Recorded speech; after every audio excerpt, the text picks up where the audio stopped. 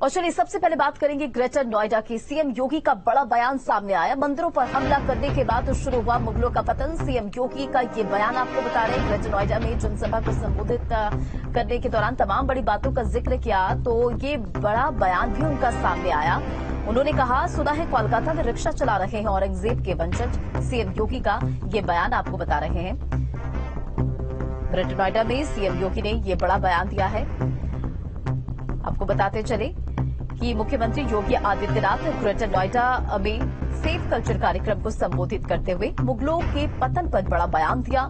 CM ने कहा कि मुगल तब तक देश में शासन करते रहे जब तक उन्होंने मंदिरों पर हमला नहीं किया। जब उन्होंने मंदिरों पर हमला करना शुरू किया तो उनका पतन होना शुरू हो गया।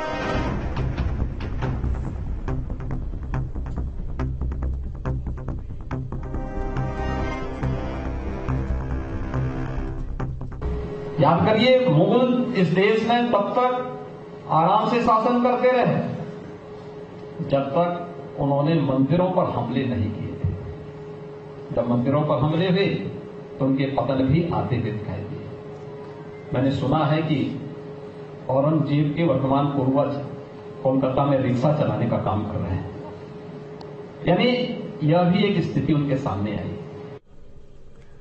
और संवाददाता अविनाश हमारे साथ जुड़ गए। अविनाश, योगी का मुगलों पर प्रहार यानी संस्कृति के साथ किसी तरह की छेड़छाड़ नहीं बर्दाश्त की जाएगी, ये उन्होंने कहा। क्या कुछ जानकारी?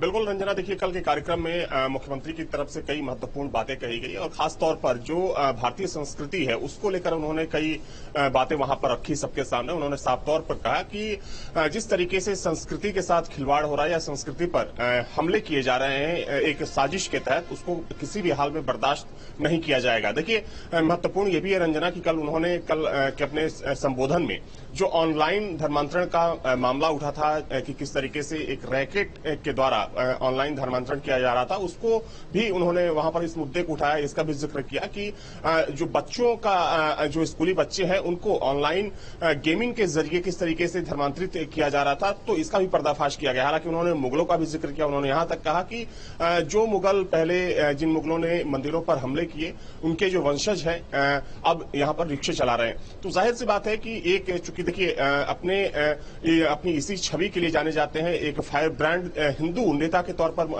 पहले पहचान रही है। हालांकि अब मुख्यमंत्री हैं और देखा जाए तो उनके इस बयान को लेकर हो सकता है कि अभी जो कई राजनीतिक पार्टियां हैं उनके रिएक्शन आने भी शुरू हो जाएंगी, क्योंकि जिस तरीके से उन्होंने कई चीजों का उसमें जिक्र किया कि सांस्कृतिक तौर पर जिस तरीके से बदनाम या कह सकते हैं कि उसको नष्ट करने की कोशिश की जा रही है, तो उसको रोकना जो सांस्कृतिक योद्धा हैं उनके लिए बहुत जरूरी है। हालांकि उन्होंने जो वहां पर लोग मौजूद थे, जो सेफ कल्चर फाउंडेशन के लोग थे और जो उससे जुड़े लोग थे, उन्होंने उनसे अपील भी की कि अगर इस तरीके की कोई बात सामने आती है या इस तरह का कोई वाकया सामने आता है तो कानून के हद में रहकर इन चीजों को रोकने की जरूरत है। और अगर कोई कानून अपने हाथ में लेता है तो जाहिर सी बात है कि वो भी उन्हीं लोगों की कैटेगरी में खड़ा हो जाता है जो इस तरह की साजिश को अंजाम देते हैं। तो अब देखिए निश्चित तौर पर चूंकि सांस्कृतिक वाकई अविनाश, यानी कि संस्कृति पर